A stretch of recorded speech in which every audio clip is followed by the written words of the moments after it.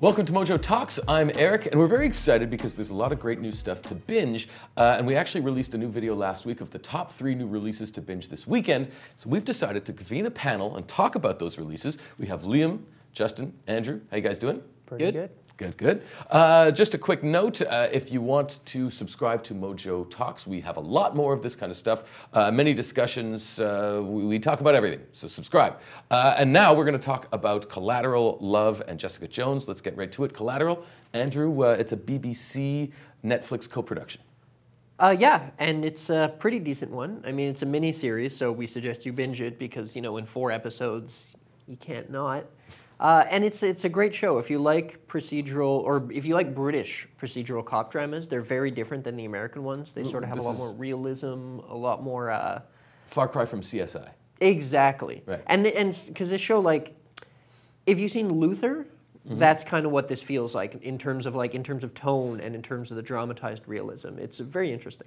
So my impression is that it might seem like a regular procedural when you start, and then it very quickly starts unraveling and becoming more complicated, and there's a conspiracy theory at the center of it all. Yeah, I would definitely agree. It's it starts off with like a murder, and you would think it's just going to be like, oh, trying to solve this murder, but then, you know, as it progresses, things start to unravel and things aren't what they seem, and people aren't telling the whole truth, and it's very, very interesting. Now, I get the impression it's a little bit like maybe The Killing or Night Of, or you mentioned Luther, but it is its own thing, right? There's not too many shows like this out there. I got the sense that they were going for a Luther vibe, but trying to make something new and very modern with it. And it's not perfect, but like I said, at 4 episodes, you can't go wrong. Now let's switch gears completely to something like Love. Liam, you this is season 3 now, and you've seen all the episodes. You actually watched the entire season 3 this weekend. Like almost one day. Wow. Okay. Yeah, so it's a bit lighter fare than Collateral. Yeah, absolutely love this show. It's like a Judd Apatow production, so you kind of know what you're going to get. But a little bit more in line with this TV stuff like Freaks and Geeks. Really easy to watch. I mean, I binged it in a day. Yeah, it's a lot of awkward interactions, a lot of really cringy scenes. The first episode in particular, there's like a scene involving a Bluetooth speaker that is very hard to watch. I almost had to turn it off. Oh God! But in a good way, I almost had to turn it off. But it's very much what you expect from Apatow, right? It's the minutia of life. A lot of kind of borderline raunchy humor, but a lot of relationship drama. But I mean, you end up falling in love with these characters, no pun intended.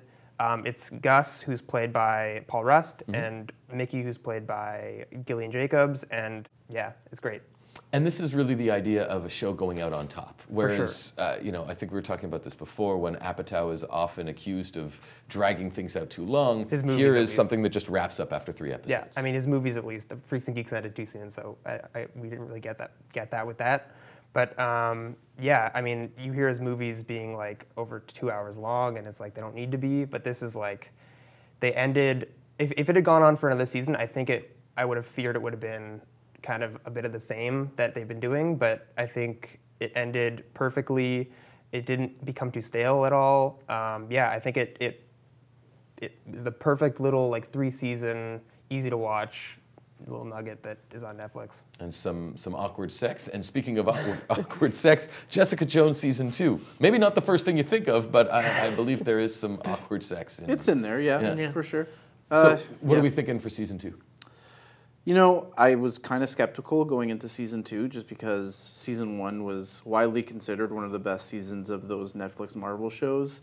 It has one of the best villains that we've seen in the Marvel universe so far in Kilgrave, who was like really menacing and, you know, stole a lot of the scenes that he was in. He kind of chewed the scenery. It was a great performance.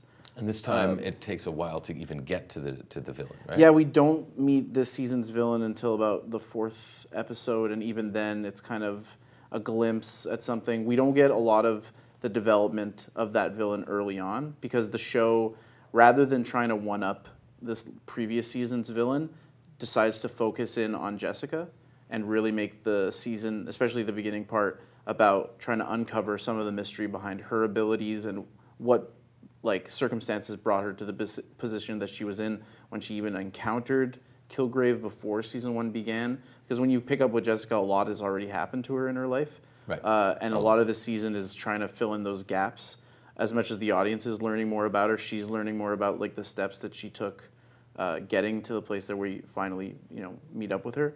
And they've also not only doubled down on her character, but also on the kind of film noir aspect. Is that's something you were saying, right? Andy? Yeah, because it's instead of it's more about she gets to use her private eye skills a lot more, and Like there's a lot gumshoe. more mystery to solve. Exactly, a lot Right. more hitting the street, and a lot more overlap with like other private investigators. She's training her protege or not partner, but Associate. her associate. She's training him, so he's sort of up and coming. So there's just a lot more of that.